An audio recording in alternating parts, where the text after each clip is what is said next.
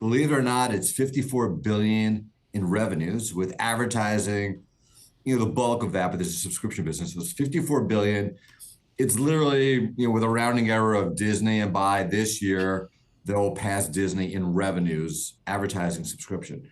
In terms of time spent, I think you know this from where you guys have your show playing. If you look at connected TVs, more people watch YouTube than any other service. Wow. It's bigger than Netflix. It's bigger than Disney Plus. If you look more broadly at just content, linear content, channels, cable plus satellite plus streaming, they are still the biggest service of the TV glass, right? And they also position on your phone and your desktop, and they're also global, right? So it's a monster of a company. Unfortunately, because of Google's, the focus at Google search and kind of the worries about search, people have ignored just the strength of YouTube, but we keep pointing out every year just the monster that it is, and it's going to overtake Disney by 2025. Michael, I'm looking at the subscription revenue for YouTube, which has become a force. Am I to assume that most of that subscription revenue is folks that maybe cut the cord and said, but I find value in YouTube? It's a bit of a blend. So I think Tom was saying before, half of it's YouTube Premium, which includes YouTube Music, and we'd say there's about 9 to 10 billion remains is YouTube TV, which I have. They just raised prices, unfortunately, but we think by 2026, the end of 26, they'll be the biggest pay TV company in America.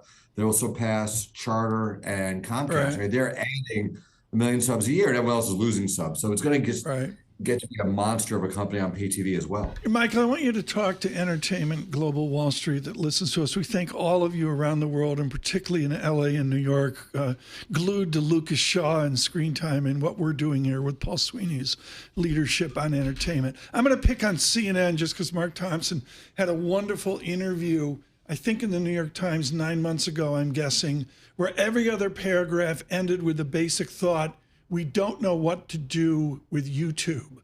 What should traditional large media companies do with YouTube?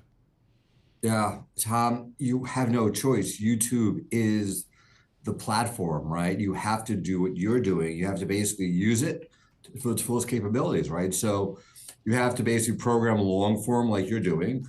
What's missing in media is short form, right? There's not enough attention on kind of the YouTube Shorts or TikTok, or Meta Reels. You have to come up with a way to leverage short form video, and also you have to become a creator. Like you have to basically become a Mr. Beast, which I don't know if you're familiar with. Please. And basically, you have to program for all types of consumption, right? So I think what everyone can do is do long form content, but what's missing here in the DNA of these companies is that short form creator economy where you're using the difference, kind of the short form, essence of YouTube to break through the clutter. It's hard because there's no barriers to entry, right? Like the great business that we've analyzed in our careers had a big moat. It was cord cutting. It was a cord, Okay, but this is, first of all, I was talking with Jimmy Donaldson the other day. I really told him he's killing it with Mr. Beast. I'm looking, Michael Nathanson, at the financial side of this. How does traditional media find, Paul, help me here, the fixed cost benefit of YouTube? I don't see it. How do they cover fixed costs on revenue or down the income statement to the Paul Sweeney's looking at this EBITDA thing? How do they do that on YouTube? I see no evidence.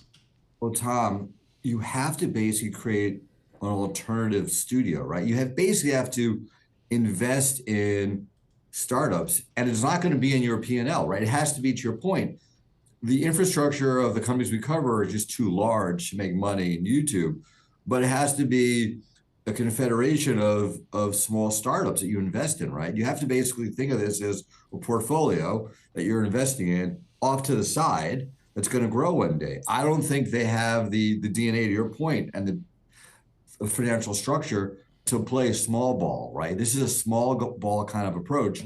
You have to break yourself away and basically hire a bunch of young people to do it. It's got to be a fragmented view.